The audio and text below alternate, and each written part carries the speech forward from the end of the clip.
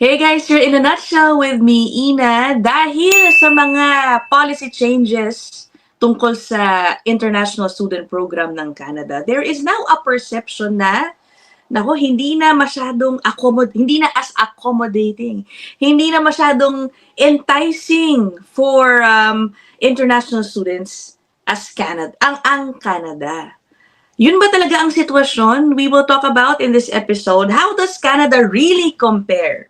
Okay, considering yung recent policy changes, how does it compare with other international student destinations na maaaring pinagpipilian ng mga gustong mag-aral abroad? Ayan, ang kakausapin natin for this topic. Yan. It's been a while, Kuya Nick. Kuya Nicky San ng Suncor. Hello, Kuya Nick. Hello, Ina. Kumusta? Hello to Ayan. our viewers. Yan, maraming salamat again. An opportunity for me to share our knowledge din. Kumusta, Miss Ina? I'm good. Alam ko, busy ka eh, yung Suncor eh. Both on, siguro, busy sila, Kuya Nick, both on expanding their business at the same time helping many troubled international students sa mga kababayan natin ngayon. Ano? Totoo po yun. Every day, ang dami pong mga horror stories sa mga kababayan natin nandito sa Canada. Experiencing the reality versus the expectation that were promised to them during their application here in Canada. Yan na nga. Anyway, sige Kuya Nick, narinig mo naman yung aking intro, no? Una sa lahat, do you agree? Is Canada now, kumbaga may perception na hindi na maganda, hindi na to welcoming sa mga international students ngayon? And if yeah, what do you think is the reality? Is it not as welcoming as before? Anong tipo na lang ba ng mga international students ang dapat mag-consider seriously ng Canada? Yun, tama yun, Miss Ina. First, ang Canada, ang priority nila is yung local Canadians, ng mga permanent residents nila. And it's been, siguro, for the past years or a year or two, there's a lot of changes in immigration. Kasi nga po, so of course, yung government, they adjust kung ano man yung nagiging problema. So there was an influx of international student, nabigla sila. No, nabigla sila na ang daming international student, nagkakaproblema ng housing, no, nagkakaproblema din sa trabaho, no, na naagawan daw ang mga local Canadians at saka mga permanent resident ng work because of the international student. So for the past year, ang Canada nag-adjust din sila, kumbaga according sa mga current na nangyayari. So they want more quality international students. So starting 2024, if you want to bring your family with you, you need to take a bachelor's program or a master's program na at least 16 months yung duration. So before, pwede ka magdala kahit hindi master's yung program mo. Pwede mong dalhin yung pamilya mo as a dependent. Pero ngayon, if you want to bring them while you are studying, you need to take a master's program. Isa yan sa changes, which is, alam naman natin, lahat na medyo naging discouraging for many. Yes. I mean, ang minimum requirements kasi for masters, you need to have a degree. Oo. Prangkahin natin, hindi naman lahat tayo may degree sa Pilipinas din. Diba? Usually, vocational, 2 years program, no? So, isa yan sa mga restriction. Other naman is yung financial. So, from 10,000, in-increase nila to 21,000 yung living expense requirement or yung settlement fund requirement. So, these are the things that to prove to ang Canada, nag-adjust din. No? Like any other countries po, when it comes to immigration, nag-adjust din sila based dun sa need ng country. No? And good thing, sinabi nga ni Ms. Ina, compared to other countries. So now, people, because of social media din, maraming nag-share din about, yun nga, mahirap na sa Canada. And maraming pinapauwi. No? So for me, I'm not biased, Ina, since nandito tayo. We're here to educate our kababayan. We're not here to sell or market Canada. No, we're just here to educate them na what's the reality. No, yes, marami totoo po yun. Maraming pinauwi because one of the major change na nangyari is yung private-public partnership na wala nang post-grad work permit pag nag-aral ka dun sa mga schools na yun. So, after you finish your program, wala nang work permit. So, uwi ka na talaga. Ayun. But, for me, like I said, hindi ko binibenta yung Canada. still, aside from US, Canada is still very promising, lalo na sa mga kababayan natin dito sa Pilipinas na or sa abroad man na mag-migrate sa Canada kasi nga isa to sa mga bansa na first, hindi mo kailangan mag-adjust ng lingwahe kasi this is an English country. English-French country. No, second, this is one of the safest country pa rin, should I say. And this will give you a lot opportunity to work while you're studying. At the same time, a higher chance for achieving those, yung pangarap nating magiging permanent resident compared to other countries. Yeah. Nabanggit mo kanina, Kuya Nick, right now, with all the policy changes, ang gusto ng Canada, more quality students. Ano ba yung quality students na yan? If I am thinking or looking into Canada, anong dapat type of student ako para ako mag-thrive in Canada's international student program? Dapat ba single na lang ako? Is it only best for singles?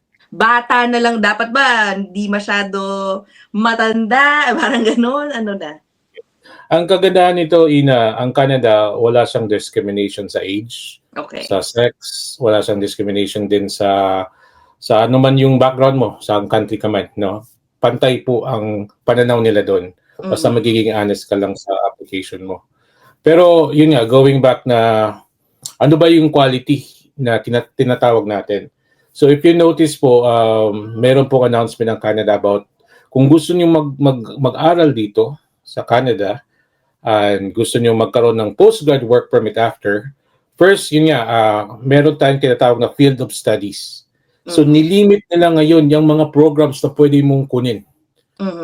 So just to share, I cannot mention all, but wala na po yung program related to business. Wala na yung program related to culinary. No, certain may some programs related, but most of the culinary at saka hospitality tinanggal na nila. Tsaka yung mga business program. So in short, nag-focus sila dun sa mga programs like education, trades, healthcare, agriculture, at saka yung STEM, yung science, technology, engineering, and math. So those din. At saka meron na silang certain list ngayon. So kumbaga, hindi lahat ng agriculture program na available, pwede kang magkaroon ng work permit after. So meron lang silang list dun sa immigration website ng Canada.ca ang mga programs na eligible for postgrad work permit. Okay. So, nakita mo? Yes. Go ahead, Nick, sorry. Yung limang program na pwedeng pag-aralan na may postgrad work permit, yung trades, yung STEM, yung healthcare, agriculture, at saka yung isa pa is ito yung kailangan ng Canada. Nakita mo, Ina, na sige, kung gusto mo mag-international student, mag-aaral ka kung anong kailangan namin para bigyan ka namin ng work permit after. Alam mo yun, I want you guys to study na magagamit din namin, no? I think the sad part about the policy changes, Kuya Nick, is may mga natsyempohan na dumating, nandito na kasi. That, di ba, may naisip silang sort of stability dun sa magiging study period nila. Nagkaroon ng policy changes kalagitnaan. Ayun na nga, it turns out some ended up not qualifying for work permit after. Ano usually yung mga, I'm sure you've already met with many of them. Ano yung mga sinasabi nila? Did they regret coming to Canada? Diba? Oo, kasi I'm sure they were hoping to stay and extend their stay longer. Yes. I mean, tayo mga kababayan pumupunta sa abroad para mangarap umahon sa buhay. Sa Canada naman is to become permanent resident. No, sa amin lang po kasi sa day-to-day namin na ni Kuya Mikmik sa Suncor team is maraming lumalapit dito na yun nga po ang akala nila na ganito kadali, no, ang ng sinasabing permanent residency, akala nila na ganun kadali mag-aral, no, akala nila kayang ipunin ang pambayad sa tuition fee at saka pamumuhay dito habang nag-aaral ka. So these are the things na some of our kababayans na pumunta dito as an international student na hindi sila well-equipped. Ang result, umuwi na lang kasi nga na-stress sila or hindi nila nakayanan. no? Pero if you're well equipped, alam mo kung ano yung gerang hatakin mo, alam mo kung anong baril ang dadalhin mo, no? And tayo kasi mga Pilipino, we're very good with, adapting sa environment natin. Kahit saan tayo ilagay, malamig, mainit, maulan, tayo mga Pilipino, we're very well known to easily adapt kung ano yung sa environment natin. So, even sa lingwahe, kaya nating matuto kahit anong lingwahe, kahit saan man tayo. Kasi that's what make us Filipino, no? Kasi alam ng kaya nga paborito tayo ng mga employers, so kahit saan man, mapa Saudi man, mapa Canada, Australia, Europe, Filipino is still the number one favorite na employees ng mga employers. No, because we work well, we communicate well, at the same time makita nila yung dugong Pilipino paano tayo magtrabaho talaga. Oo. So ngayon, Kuya Nick, I think it's clear sa data na less na nga rin yung nag-a-apply maliban sa siguro marami na rin nare-refuse na mga applications. Do you think they're turning to other countries now? And if so, what countries ba ngayon? Halimbawa, isa akong aspiring international student, ayoko na nga sa Canada, parang papalit-palit pala yung rules dyan. Do you suggest them certain countries to consider na okay din? Okay. So yung unang tanong mo regarding sa marami pong refusal. Yes, totoo po 'yun. Matumaas po ang refusal ng Canada compared to the previous years. No? And kahit anong bansa naman po, there's no guaranteed maging permanent resident kayo. No, there's no such thing as guaranteed na pumunta kayo ng US, Australia, Europe, UK, Spain, Germany. There's no such thing as guaranteed PR. You need to work hard for it. No, at the same time, you should know kung ano yung pathway for you. No, since nagkaroon kasi ng mga changes sa Canada, so ngayon nagda-divert na yung mga kababayan natin. They try to see Australia, New Zealand, Spain, Europe, Germany, yan. So these are good countries to migrate as a student. So tandaan natin, international student costs a lot of money. No, so we need to even think about the financial side as well. No, and going to a country with a different yung dialect or yung language nila, so isa din yan sa mga adjustment mo na titingnan nyo rin. No, pero kung ayaw mo matuto ng bagong lingwa, you can go to Australia, New Zealand, but going to Europe kasi may French, may Deutsch, diba? So ang daming mga language that you need to consider to really practice it. But most of the students right now, most of them pumupunta sa countries like Spain, Germany, European countries, Ireland, kasi mura ang tuition fee nila at saka hindi ganoon kalaki ang kailangan compared to Canada. Oh, I see. Okay. How about ang chances for permanent residency in the other international student destinations compared to Canada? Are they right as of now more more doable, more achievable? Like I said, yung mga countries like outside Canada, they have their own requirements for PR. Yung Spain, different sa Europe, like sa Germany, or sa France. So, different po yung PR pathways. So, but there's always a pathway for you. You just need to know which pathway is applicable to your profile. But once again, there's no guarantee. No, huwag kayo maniwala sa agency sa sabihin, madali lang, pag-graduate nyo, ganito lang gawin nyo, papi-PR na kayo. No, there's no guarantee. Because tanda natin, this country, yes, they need people, but they also need quality people din. No, hindi ganun kadali ang ma-PR sa Germany. No, basic example lang, nakita namin nung pumunta kami sa Germany ni Kuya Mikmik, is kailangan you need to learn the language. Nako. No? Yun pa lang.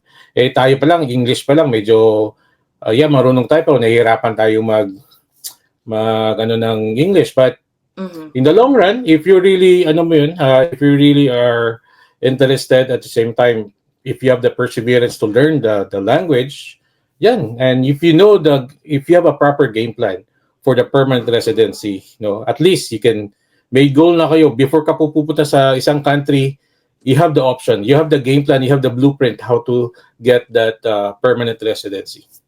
Oo. Okay, ito naman Kuya Nick pala, naalala ko bigla. I know right now marami pong mga PGWP holders na with expiring or looking at expiring work permits. Kamusta? Sa mga at least clientele ninyo sa Suncor, talagang parami ba ng parami ang umuuwi na hindi maka-extend ng stay after their PGWP? So ito yung ginagawa namin ni Kuya Mikmik to get a proper consultation, lalo na sa isang immigration consultant like him. Ako, once again, I am an education consultant. I'm not an immigration consultant. We just want them to talk to the right people kasi ang dami ding mga misleading information na kumakalat sa social media. At the same time, yung mga pag-graduate na or patapos na yung PGWP na hindi nila alam anong gagawin, I would recommend talk to an immigration consultant that can guide you. Kasi nga po, yung pinaka-critical. Even a year before mag-expire yung visa ninyo, you need to have an option A, option B, option C. Kasi right now, once ma-expired yung visa nyo, yes, you can still stay in Canada, mag-apply ka ng visitor's record or tourist visa, but you're not allowed to work. Ang ayaw nating mangyari po is ma-out of status kayo. Please reach out po kung meron kayong kilalang immigration consultant or lawyer. Please reach out to them kasi they're the best person to discuss about immigration. Kuya Mikmik tuloy. Kuya Nikki, ano itong mga can you give us some examples of misleading information for international students or rather those on PGWP? Anong mga madalas mong naririnig na biktima na naman to ng maling impormasyon? Basic example is lumipat ka ng province. Mas madaling ma-PR doon, lumipat ka. Which is, it's so hard kasi nga kailangan mo mag-umpisa ulit. Kailangan mong i-adjust yung sarili mo. And of course, another misleading information, Miss Ina, is yung LMIA. Bigyan kita ng LMIA, which is, alam naman, it's one of the changes na ginawa ni Canada because to address the huge unemployment rate ng Canada. So, hinold nila yung mga certain province or cities na mataas yung unemployment rate ng mga local Canadians. Pinagbawalan nila yung LMIA in a certain stage na if you want to offer ng LMIA, dapat nasa higher wage yung pasweldo mo. Ayun. But these are the basic examples po pag nawalan na ng almost mawalan na ng status, sasabihin lang lumipat ka doon sa province na yon or yun nga, bigyan ka namin ng LMIA, maghanap ka ng So, tayo kasi when it comes to nasa rush hour na, kumakapit tayo sa patalim. Lagi. And then, tayo din nabibiktima. Sabihin nga, walang manoloko kung walang nagpapaloko. Oo. Ay, nako. Well, anyway, Kuya Nick, as always, di ba? Short but sweet ang ating episode ngayon. As always, thank you so much, Kuya Nick, ng Suncor, one half of Suncor. Sige, bisitahin nyo na lang po ang kanilang websites if you want to consult with them, with Kuya Michael Corrales, Kuya Mikmik. And maraming salamat din, Ina, for the opportunity to share din sa ating mga kababayan. So once again po, be mindful, do your own research. Wag po natin iasa lahat sa agency at saka sa consultant. We need to do our part. Kahit anong bansa man po ang pupuntahan natin, kailangan natin makialam kasi this is our life. Tayo po ang pupunta, tayo mag-aaral, tayong gagastos, hindi po ang agency. Okay. Guys, dito na muna natin tatapusin ang episode na ito. Maraming salamat again, Kuya Nicky. I will see you guys in the next one. Bye! Bye, everyone!